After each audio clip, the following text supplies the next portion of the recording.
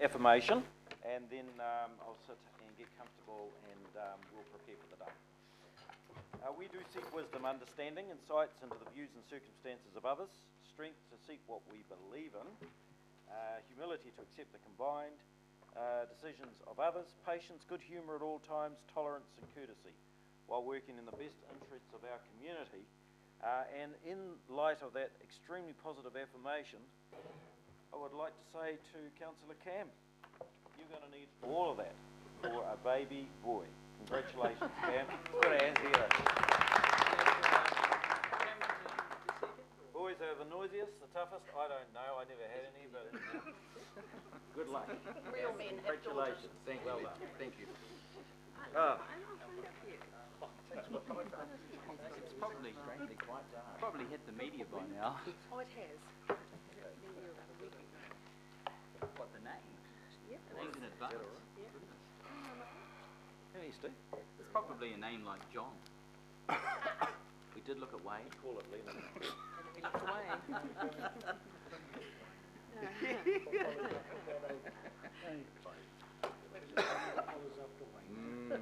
Something with a little, but probably something with a bit of gloss to it. Worldly name. No.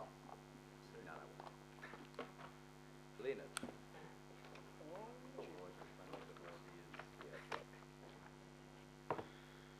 Yeah, no, but that. My 17th grandchild. 17. No.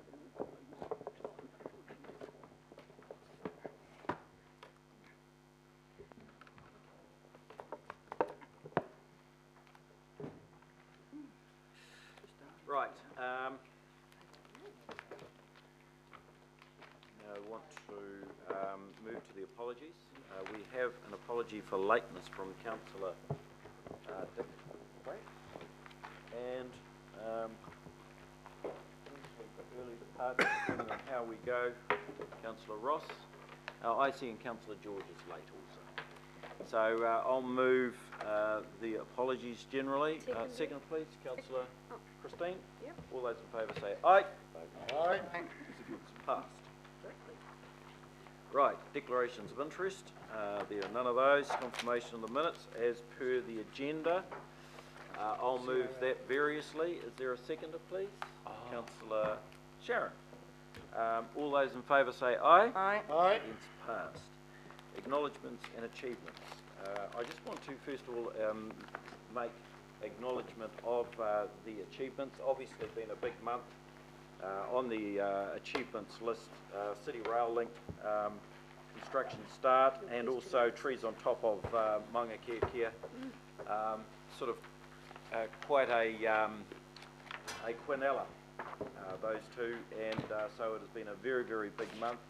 Also want to acknowledge many in our community who have been honoured in the Queen's Birthday Honours List, celebrating the Queen's 90th birthday. Particularly, I want to acknowledge George, who's here. George, congratulations. Also, there were a couple of others. Chrissy?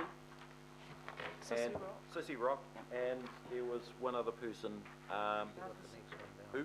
Lexi Marcus. Lexi, that's right. For those who are specifically and directly connected with the organisation, it's great to see them feature in our honours list. So now, councillors, there is one acknowledgement, and that's Marguerite or Margaret Jones. Margaret is a West Auckland and possibly New Zealand's most active activist, and she died peacefully on June the 20th, aged 95, surrounded by her family. A great woman. As Deputy Mayor Penny Hulse said in Margaret's Western Leader obituary, she was a stalwart of the West, a woman who fought hard for the things she believed in, and who was a passionate protester and a working class hero. She had an outrageous style and public conscience which will be terribly missed.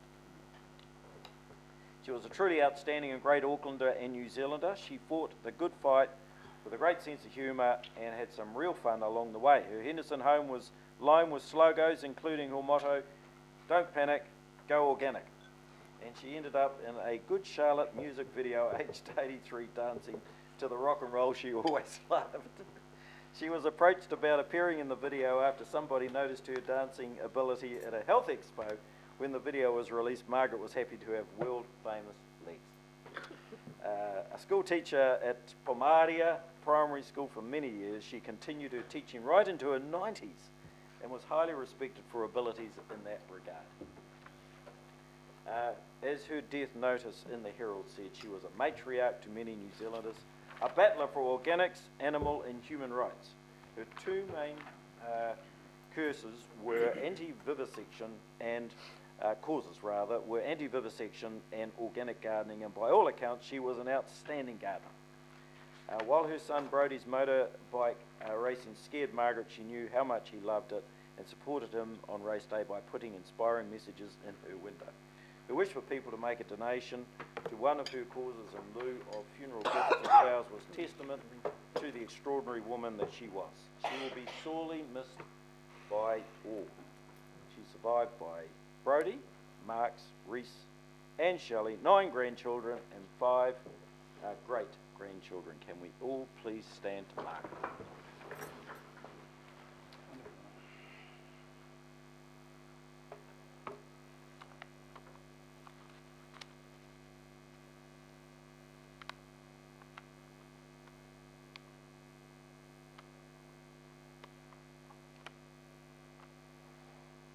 Good and thank you. She must have been a great person to know. Right, now I would like to move on to petitions. Councillors, I want to acknowledge that I've received a petition from those that are specifically concerned about spray-free streets. It has been directed to the Regional Strategy and Policy Committee, where I will attend that committee in recognition of that petition and look for further discussion and review of the matter of weed spraying in our community. I know it's a live issue and debate, and I want to acknowledge those who presented the petition to me and assure them that the discussion will continue in that space. I move on to item 7, public input, and we have one request from Penny Bright that I have acceded to. And Penny will talk to us on CCO governance. So Penny, welcome, and the floor is yours for 5 minutes, please.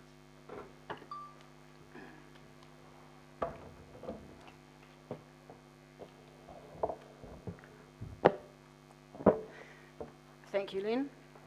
Well, it appears that my 9-year one-person rates revolt for transparency and accountability in the spending of public monies on consultants and contractors is finally getting traction.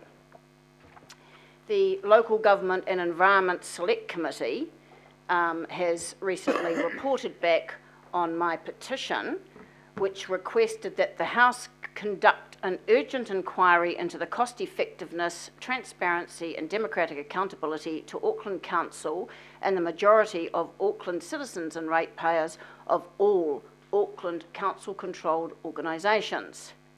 The recommendation of this select committee of lawmakers in the highest court in the land was: the Local Government and Environment Committee has considered petition 2014/33 of Penelope Mary Bright and 55 others, and the report from the Controller and Auditor General, Governance and Accountability of Council Controlled Organisations, and recommends that the House take note of its report. Now, if a Select Committee of Parliament can recommend that the House takes note of this report, I strongly recommend that this governing body of Auckland Council equally not just takes note, but implements some of the recommendations that I have made to this committee. Because the conclusion of this report was: we would like to thank the Office of the Auditor General for its report on the governance and accountability of CCOs. The report provided us with useful information that helped us to consider Ms. Bright's petition. We would also like to thank the petitioner for coming down from Auckland to speak to us about her petition. We agree that ratepayers should be able to easily access information about how public money collected through rates is spent. We support the petitioner's plea for transparency and standardisation of the information that Auckland CCOs provide to the public.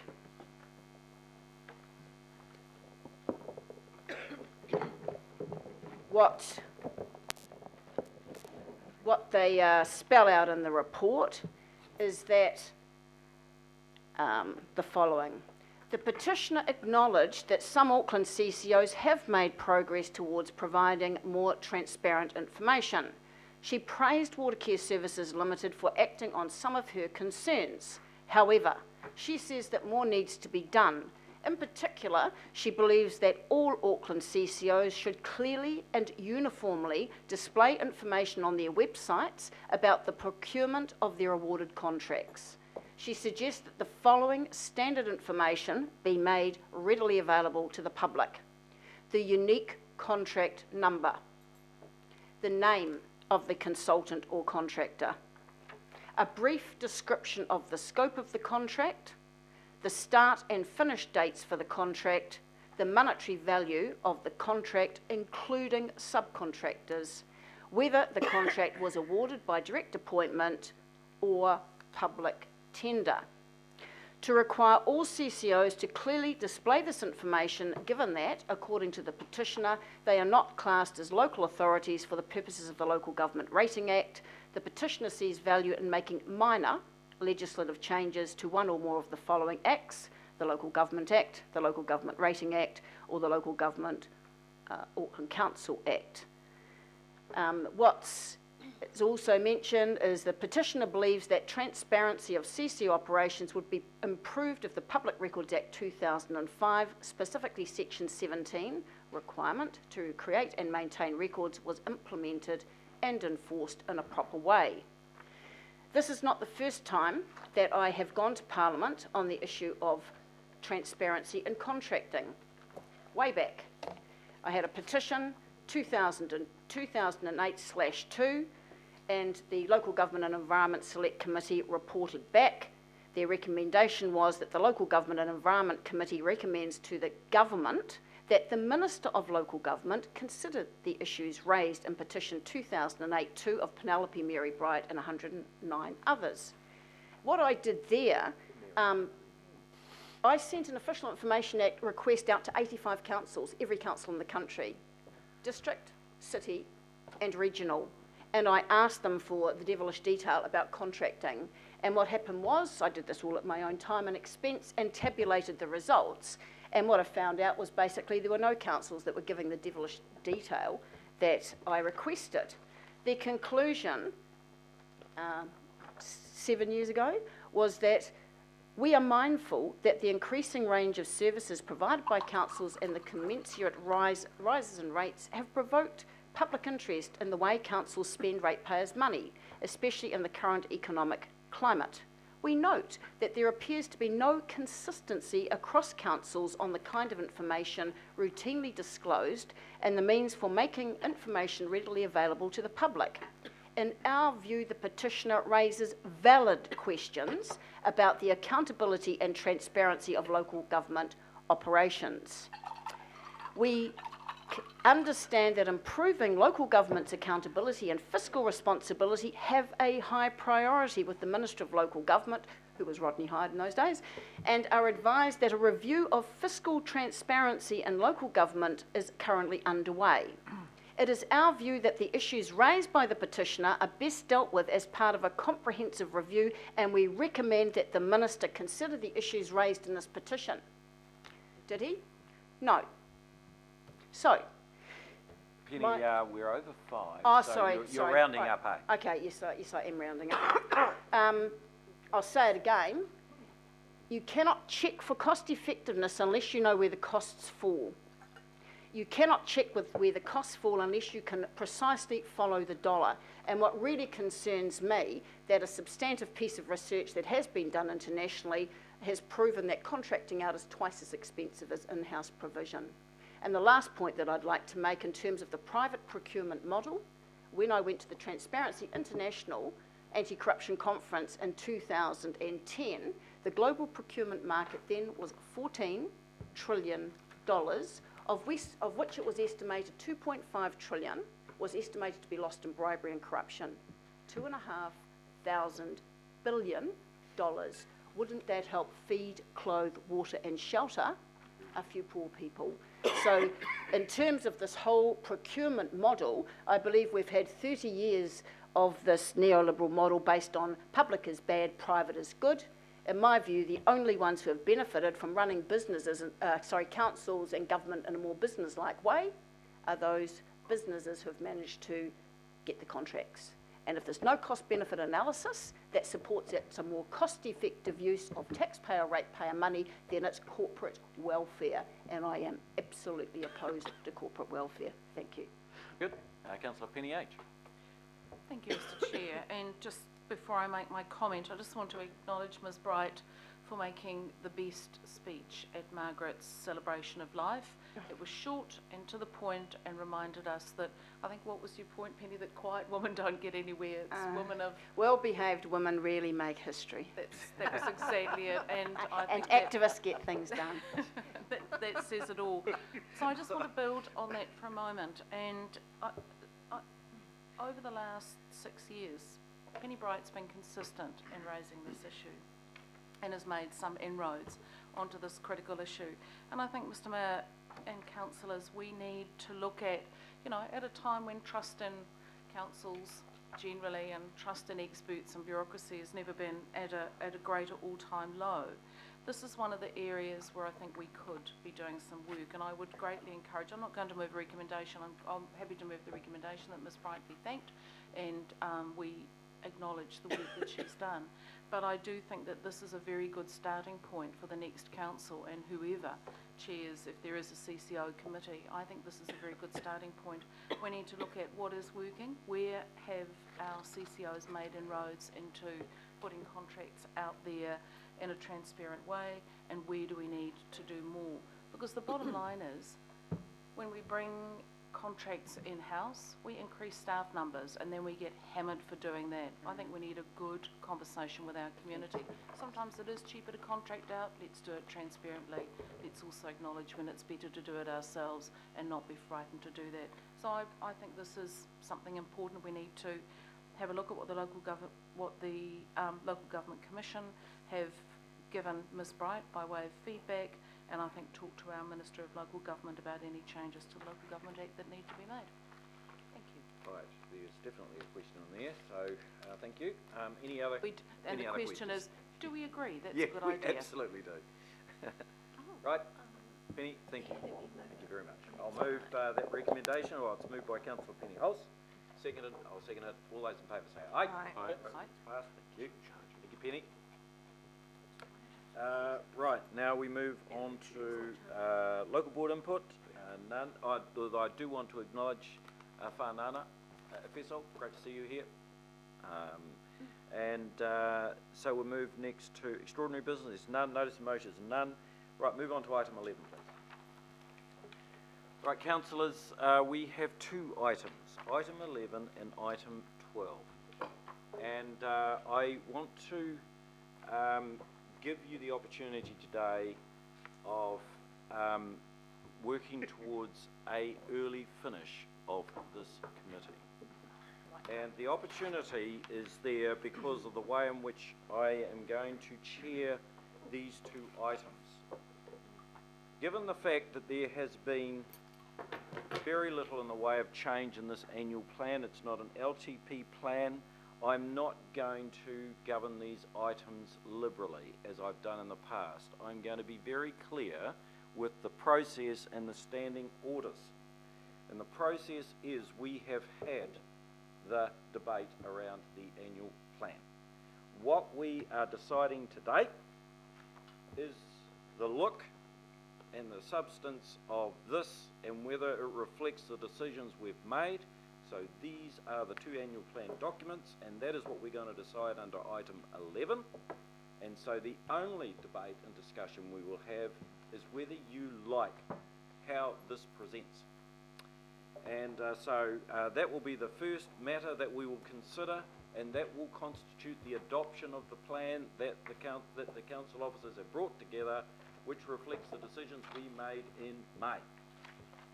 And then, secondly, under item 12, we are going to consider the consequence of those decisions, and that is supply.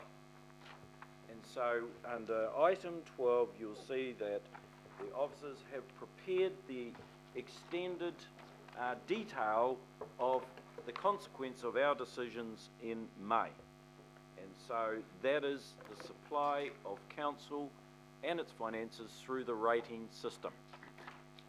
So, I'm going to move item 11, and I'm going to speak to it. Is there a seconder, Second it, please? Councillor Linda Cooper will second it. And all I'm going to say with regard to this is it most assuredly reflects the decisions that we made as a body in the last meeting of this body dealing with the annual plan.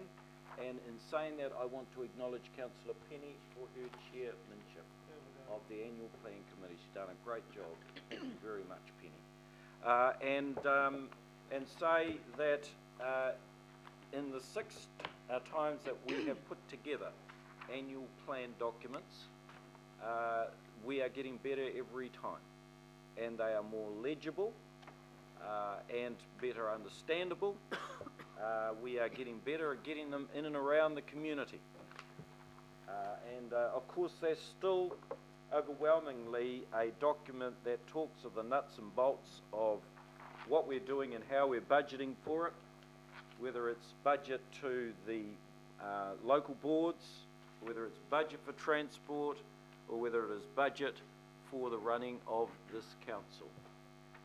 All of the details are in there. I see nothing that stands apart from the decisions we made last May. So on that basis, I'm very happy to move the adoption of that document as prepared by our officers as a reflection of the decisions that we made in May. Are there any speakers to this matter? Right, on that basis, then I'll put the recommendation. By division, thank you. Item 11, by division. Your Worship. Aye. Councillor and Aye. Councillor Brewer. No. Councillor Cashmore. Aye. Councillor Clow. Aye. Councillor Cooper. Aye. Councillor Darby. Or. Councillor Filipina. Aye. Councillor Fletcher. Yes. Deputy Mayor Hulse. Aye. Councillor Crum. Against. Councillor Lee. No. Councillor Penrose. Or. Councillor Quacks. Against. Councillor Stewart. Aye. Councillor Sir John Walker. Or. Councillor Wayne Walker. No. Councillor Watson. No. Councillor Webster. Yes. Councillor Wood. No. Carried. 12. Okay, right, councillors, thank you. Now we move to item 12. Right, as I reflected to you, item 12, having set the parameters of rating, sets out the numbers that relate to that rating. And so, councillors, I again support it as a true and correct reflection of our decisions in May. It is quite a detailed table, but having read through it, having had the opportunity for a briefing, I know you have all worked it through yourselves and have asked questions, I'm sure. This is not time for questions. I'm more than comfortable to move those recommendations. Do I have a seconder? Councillor Penny Webster. Right. So, Councillor Penny, I have nothing further to add to this. Councillor Christine. Mr. Chairman, I've reflected very deeply on this budget, and the reason that I voted for 11 is that in the actual quantum and the detail of the budget and the challenges with operational costs and so forth, I've interrogated the transport budget, I've interrogated the parks budget, and I believe that the actual quantum for the budget is probably about where it should be. The difficulty that I have, Mr. Chairman, is just the way in which certain parts of our community are shouldering the costs associated with it. And I hope that you will allow me to move an amendment to put the UAGC up to 450, because I think we do need to have some concession for those communities that are really struggling, and I know that there's sometimes the impression that they're all living in leafy suburbs and they're all having fabulous lives, but the reality is that that is not the case. And in the interests of equity and fairness, this is the only tool that we have. And Mr. Chairman, I hope that you will allow me to move it. I know that Councillor Brewer has agreed to second this, and it would be helpful for me if we could actually have a short discussion on that. Councillor Fletcher, it'll be short. And look, I respect the fact that this is one of those issues, and it's the reason why I acceded to the request from Councillor Brewer, that it should go out, and certainly in my time, and I suspect it will continue into the years ahead, every year there will be a debate on the UAGC because it is the equity lever. And look, we had a good debate on that issue in the draft side. The community had a good debate and had a massive debate during the LTP. And then we had another good debate. It was the most extensive debate outside of the ITL in May. The vote was pretty clear. And so, Councillor Chris, look, I understand and know how strongly you feel about this.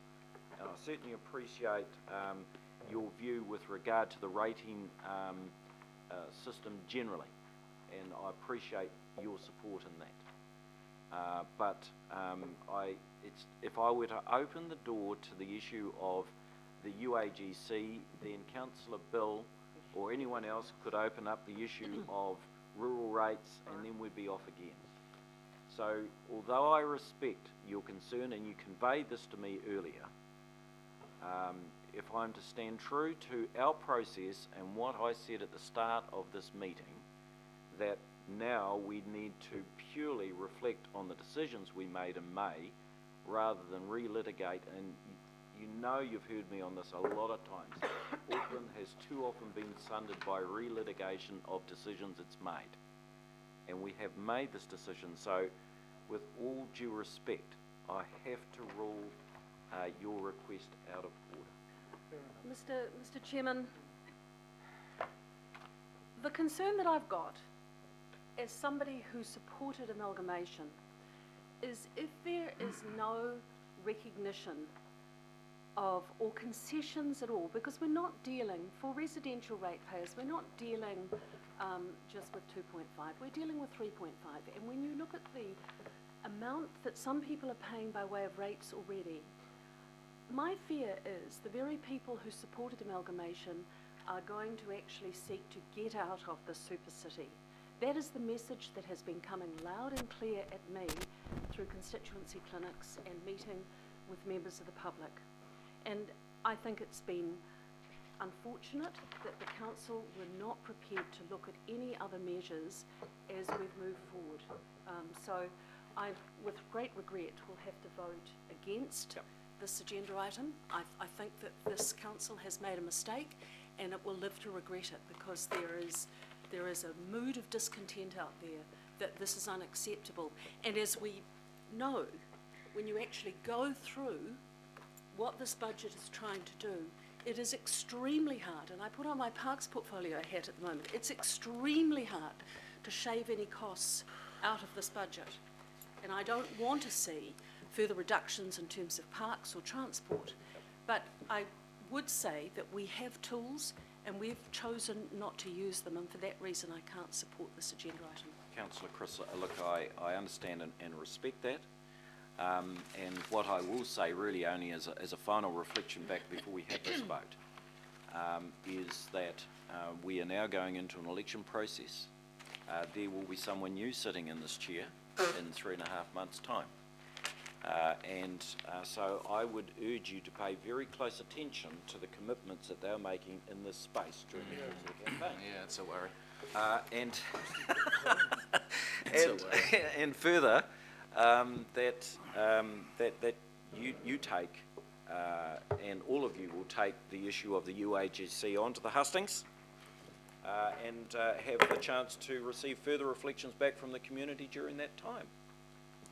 And I'm afraid to tell you, but I suspect that most of what you'll hear on the hustings, if you actually go around the entire city, will be a general level of comfort with where the UAGC is at. So, enough. Enough. Oh no, look, George, you know, unless this is specifically about anything to do with the figures here, Councillor George, I gave her way too much latitude. I shouldn't have. Well, it is, Mr Mayor. I think this is the time when the governing body gets to debate this annual plan. It was at a committee. We went through the committee. That's when. No, Councillor George, stop. Well, I can make a speech. No, can't no, I? no, hang on. Well, you're. No. I'm making it. 5 minutes. I'll put up my hand up Yeah. to say something on this annual plan. Councillor George, That's just, what I'm doing at the moment. yeah, well, just hang on. I want to give you some direction in your speech. Well, I don't like you giving me direction. Oh, well, it's, I prefer to use my own thinking. My own thinking. I know you don't like direction from me, Councillor George, but that's all right. So, look, I just The want leader of to, Nexit. This is right. We're sure That's right, he's Brexit, he's out of here. He's at Nexit. So, It's a Gexit, a George. so I've ruled Councillor Chris's concern out. We're I don't not like that gonna either. speak- That's right, she doesn't like that. We're not going to have any further discussion about whether or not we debate UAGC. Well, no, I just want to talk about specific issues in the plan. No, you're not going to do that either. Well, why No, not? Councillor, Well, Mr Mayor, that's an abomination. And you are being completely out of order. Oh. And I believe that as a councillor, I have a right to Point speak. of order, Mr I have a Chairman, we right to have speak. passed that, we actually dealt with that in the last item. thank you, Councillor I'm George. talking about the makeup of the finances of this plan. Yeah, that's right. So Councillor can I George, do we- that? Can I no, do that? Councillor George, we're talking here only about rate setting. Talking about rates. We've already dealt with the plan generally, and I would have ruled you out of order in that one anyhow. Voted against it. So is there any, Well, are there? this is democracy taken from me, Yep. because I believe that this is the opportunity that I have as an elected representative to make my views known.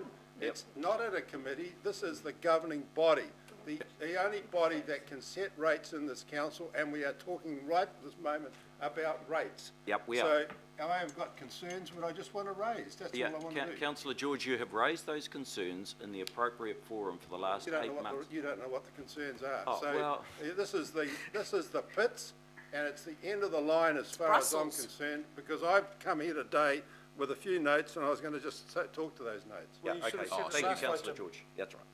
Yeah, Councillor Denise. Can we get a steer on how you'll take the vote, Mr Mayor? Will it be as a quantum? Will you take it by clause, or allow for dissenting votes to be recorded as Oh, standing absolutely. orders? And so Yeah, look, what's- I would, and I've offered this in many occasions, and certainly in May, where if you want to support the general principle but note your disagreement with a part of it, then we can do that. If you want me to take it clause by clause, I'm happy to do that. So if your request to me is that we deal with A and then B, or if you would like me to split one part of that out, i.e. the UAGC, which I guess is what you're focused on, then I'm happy to do that. And or if you'd like, you know, if the chambers of a mind, I put it as one, and then you note any concerns you may have. You know, my preference is we do that because it is the rating policy. And look, this is supply. And we have to go to the community and basically be able to set the rates now that we have an adopted plan. And so my personal view is this is an abrogation of our personal responsibilities if we don't actually vote to set the rates. You know, what are we doing here? So my view is that I encourage you to vote to set the rates. But if you want to note again, i.e. the fact that you do not support the UAGC at that level, then I'm happy for the record to read that. And that would be in the form of a dissenting vote. Absolutely. As per Yeah. standing order. Yeah, a dissenting 1.8.6. note. Yeah. Are you okay with that? Well, Mr. Chairman, Yes, are we able to pull out the B1 UAGC vote for division? Okay. Why not? Yeah, that's been a request, Councillor. It's been a Yeah, request, so Councillor George. he gets a... No. I got 12 seconds, George, and you got 3 minutes. I know it's unfair. It's unfair, given my age. No, it's not. It's unfair, I suppose. It's a request for how we vote, and so that's not an I hope the people of unreasonable Auckland are request. listening to this. Because, you know, Okay. they're I'm sure they are.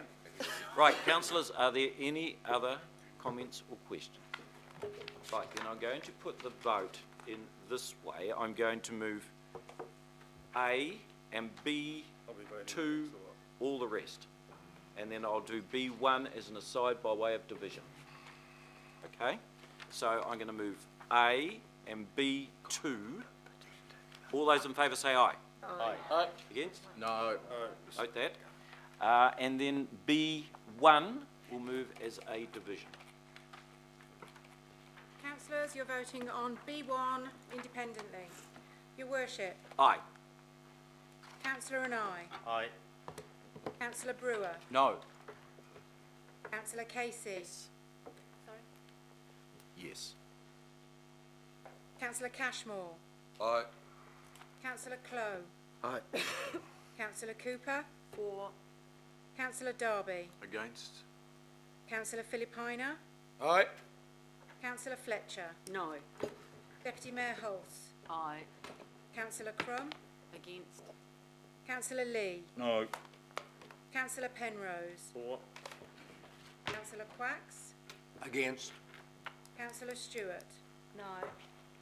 Councillor Sir John Walker. Councillor Wayne Walker. Yes. Councillor Watson. For. Councillor Webster. For. Councillor Wood. No. It's carried 13. Carried 13-8. Right, I think that's it, isn't it? Right, councillors? Sorry, Mr Mayor? Yes, You Councillor. said people could record, Oh, yes, you'd like to? record my opposition to B3, please. B3, fine. Councillors, that concludes this meeting, and thank you very much for your attendance.